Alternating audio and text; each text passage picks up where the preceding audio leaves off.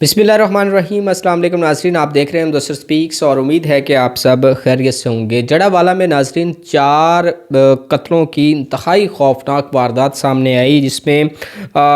ये जो तफसीलात सामने आ रही हैं वो इंतहाई खौफनाक हैं कि 27 फरवरी को दोपहर 2 बजे के करीब छोटा भाई जो है वो बड़े भाई को कॉल करता है कि भाईजान फ़ौरन घर पहुँचें और एक ज़रूरी बात करनी है। बड़े भाई ने उससे पूछा कि खैरियत, तो उसने कहा कि बस आप घर आ जाएं, उसके बाद मैं आपको बताता हूँ कि क्या सारा मामला है। उसके बाद भाई जो है वो फ़ौरन घर पहुँचता है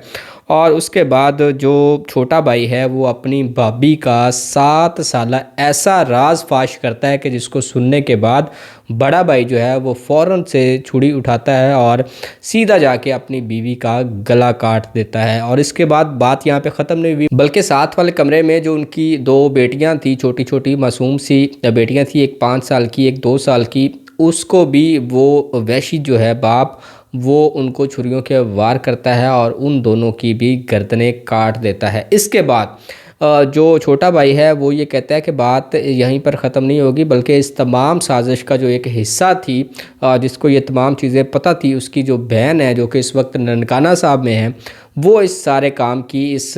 सारे इशू की वो जड़ है, तो उसको भी ख़त्म करना है। ये दोनों वैशी भाई जो हैं वहीं पर लाशें फेंकते हैं, लाइट्स ऑफ करते हैं, अपने घर को लॉक करते हैं और ये सीधा चले जाते हैं ननकाना साहब। और वहाँ पर जाते ही ना कुछ देखे बगैर अपनी शादीशुदा बच्चों की माँ को वहीं पर छुरी के वार करते हैं, उसकी भी गर्दन काटते हैं और मजमूई तौर पे ये 4 कत्ल करने के बाद, जिसके बाद ये दोनों भाई जो हैं वो वहाँ से फ़रार हो जाते हैं। ये जो है वो इंतहाई खौफनाक एक वाक़या जो आपने सुना। अब ये कि वो राज कौन सा था, वो 7 साल से कौन सी चीज़ कर रही थी जिसकी वजह से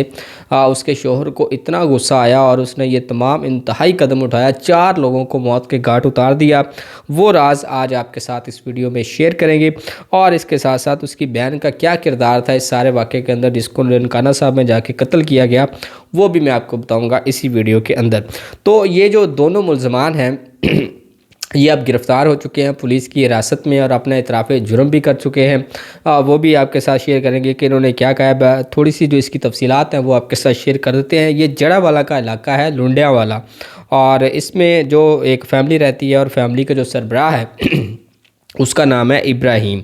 इसका जो छोटा भाई है उसका नाम है इस्माइल। इब्राहिम की जो बीवी है उसका नाम है इरम और इसकी उम्र जो है वो 24 साल के करीब है। 2 इनकी बेटियां हैं और जिसमें एक किरण है 5 साल की और फातिमा जो है वो 2 साल की मासूम बच्ची थी। 7 साल पहले इनकी शादी जो है वो हो चुकी थी 2018 में, और ये जो रिश्ता करवाया था ये बेसिकली इब्राहिम की बहन अम्बरीन ने करवाया था। अब 2018 से अगर हम बात करें, जब ये रिश्ता हो रहा था तो इब्राहिम जो है वो अपनी बहन को कॉल करता है कि ये तुम क्या कर रही हो, तुम मेरी शादी किससे करवा रही हो, एक ऐसी लड़की से करवा रही हो जिसका तुम्हें पता है कि वो किसी और के साथ सेट है,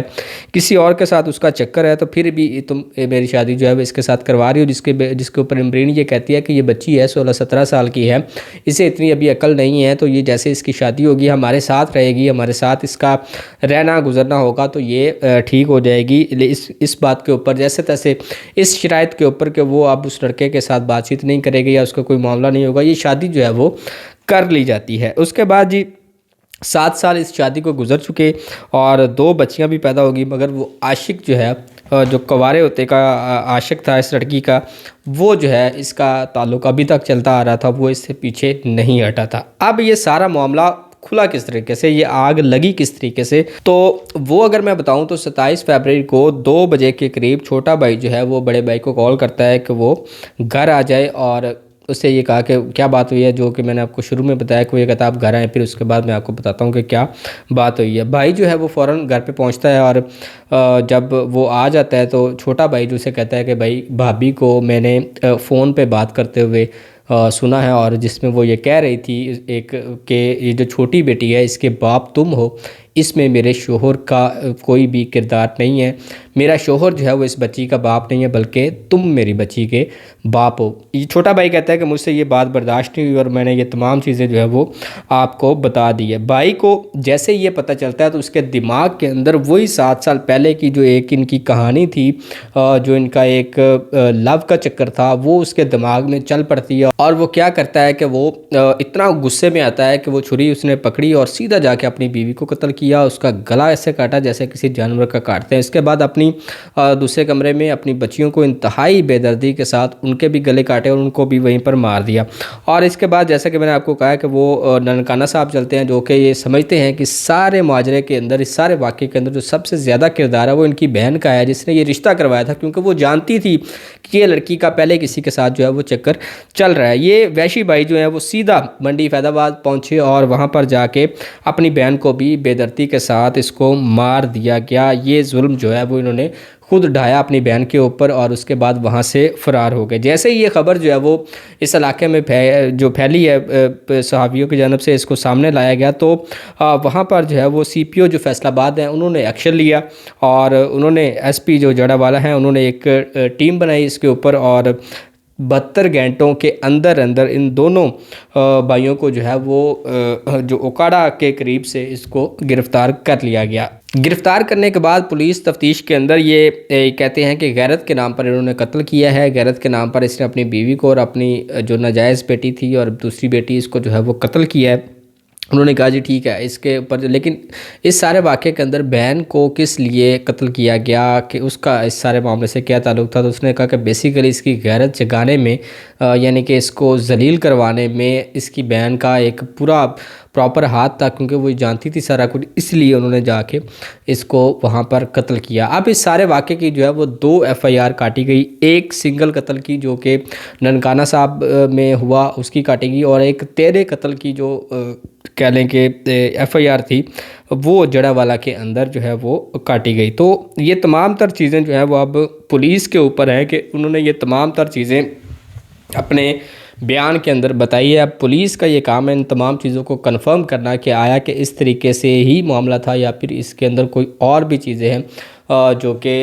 इन्होंने बताई हैं या शेयर करनी है। इस वाक़े की असल हकीकत क्या है, ये मुबैना तौर पे इन मुल्ज़मान का इतराफ़ी बयान था जो मैंने आपके साथ शेयर किया है। इसमें क्या सच्चाई है पुलिस की जानब से, ये अब कंफर्मेशन जो है वो आना बाकी है। लेकिन गैरत के नाम के ऊपर अगर हम बात करें तो कत्ल होने वाली जो चीज़ें हैं उसमें जो जिनको कत्ल किया जाता है बाद में मुद्दई जो हैं वो सुलह सफाई की तरफ चले जाते हैं, और इसमें कोई दो राय नहीं है कि दियत के मामलात, सुलह के मामलात और लेन देन करके ये तमाम किस्सा जो है वो ख़त्म कर लिया जाता है। लेकिन अगर कंदील बलोच कत्ल केस की बात करें जो कि गैरत के नाम पे किया गया था, उसकी जो तफसीलात थी और उसके बाद जो चीज़ें सामने आई थी, जब मामला सुलह की जानब जा रहा था तो उस वक्त एक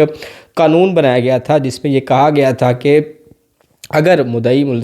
मुकदमा और मुल्ज़मान के दरमियान कोई सुलह सफाई का मामला हो भी जाता है तो एक सरकार की मुद्दत के अंदर एक एक्शन लिया जाएगा जिसके ऊपर जो है वो मुल्ज़मान को सज़ाएं दी जाएंगी। लेकिन ऐसा होता हुआ हमें दिखाई नहीं देता है। इस केस में क्या बनेगा, क्या इन मुल्ज़मान को सज़ा मिलेगी या नहीं मिलेगी, अपनी राय का इजहार ज़रूर कीजिएगा। इंतहाई खौफनाक वाक़या था जो कि आपके साथ शेयर किया, इसके ऊपर कमेंट सेक्शन में अपनी राय का इजहार कीजिएगा। इनको क्या सज़ा मिलनी चाहिए, क्या ये भी सुलह सफाई की जानब जाएगा या नहीं जाएगा, अपनी राय का इजहार करें। आज की इस वीडियो के लिए इतना, इजाज़त दीजिए। अल्लाह हाफ़िज़।